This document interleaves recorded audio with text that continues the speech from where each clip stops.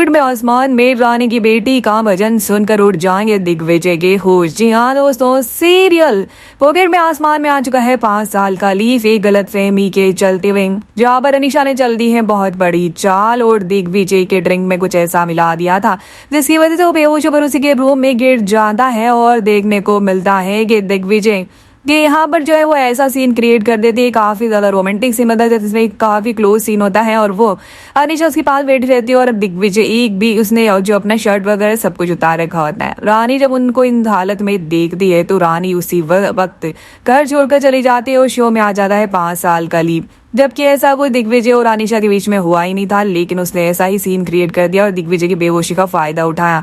रानी को गलतफहमी हो जाती है कि दिग्विजय और अनीशा एक दूसरे से अभी भी प्यार करते हैं और घर छोड़कर चली जाती है। और शो में 5 साल बाद दिखाया जाता है जहाँ पर मुंबई में अलग ही दुनिया रानी ने बसा ली और वो यही कहती है कि अपनी बेटी पर मैं तुम्हारा साया भी नहीं पड़ने दूंगी दिग्विजय। यही पर देखने को मिलने वाला है रानी की बेटी के साथ रानी पहुंचती है मंदिर, जहाँ पर वो हर बार हर लोगों की सेवा करती है और यहाँ पर जो है मेडिकल कैंप भी लगाती है। देखने को मिलता है कि उस मंदिर के में ही यहाँ पर पूजा अर्चना करते दिखती है। वो छोटी सी बच्ची और दिग्विजय भी अपने नई ब्रांच खोलने के चक्कर में मुंबई पहुंचा है और वो मंदिर में जाकर माथा टेकता है और आज भी वो रानी के लिए प्रार्थना करता है कि मुझे कहीं ना तो कहीं रानी से मिलवा दो भगवान, कान्हा जी मुझे कहीं तो भगवान अब मुझे है ना अपनी बच्ची से या मेरा बच्चा बेटा है बेटी जो भी है और रानी मुझे उसे एक बार मिलवा दो।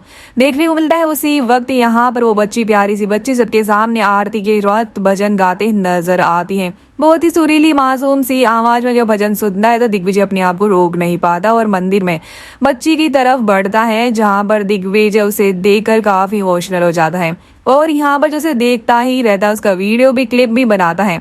देखने को मिलने वाला है कि यहाँ पर वो बच्ची बहुत ही प्यारा भजन गाती है और वो भजन कोई ओ नहीं हमेशा रानी भी गाया करती थी और उसकी आरती पूजा ये सब कुछ वो भी किया करती थी। और यही अब देखने को मिलने वाला है कि ये सब कुछ देखकर दिग्विजय उसे गले लगाने से अपने आप को रोक नहीं पाता और वो बच्ची प्यारी सी बच्ची दिग्विजय को कहता है मुझे लगता है आप अपनी किसी बच्चे को या और किसी को ढूंढ रहे हैं। जिसके बाद दिग्विजय कहता है ये आपको कैसे पता चला? तो वो कहती है कि जिस तरह से आपने मुझे गले लगाया ना मुझे लगता है कि आपकी भी कोई प्यारी सी बच्ची है जिसे आज आप ढूंढ रहे हैं। और देखने को मिलने वाला है कि उसी दिन उस बच्ची का जन्मदिन होता है। इसी के चक्कर में रानी ने उस मंदिर में जो है बच्चों के लिए छोटी सी पार्टी भी रखी होती है और सबको खाना खिला रही होती है। देखने को मिलता है कि यहाँ पर वो कहता है कि आपके अकेले कैसे आई, आपके पेरेंट्स कहाँ हैं? जिसके बाद वो कहती है नहीं मेरे भी पापा नहीं है और मैं अपनी मम्मा के साथ ही रहती हूँ, आज मेरा जन्मदिन है। जिसके बाद दिग्विजय से प्यारा सा एक स्टेथोस्कोप देते नजर आता है। ये बच्ची कहती है कि मैं बड़ी होकर डॉक्टर बनना चाहती हूँ। जिसके बाद दिग्विजय कहता है कि फिर तो आपके लिए सबसे प्यारा गिफ्ट तोहफा यही है कि पहला जो आप डॉक्टर बनोगे तो आपको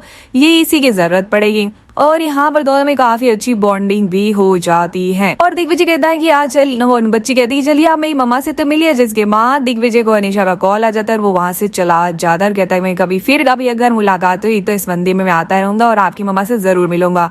देखने को मिलने वाला है कि यही बस शो में आ जाएगा। ये कहानी में बहुत धमाकेदार ट्विस्ट और ये तूफान अब कहानी को पूरी तरह से बदल के रख देगा।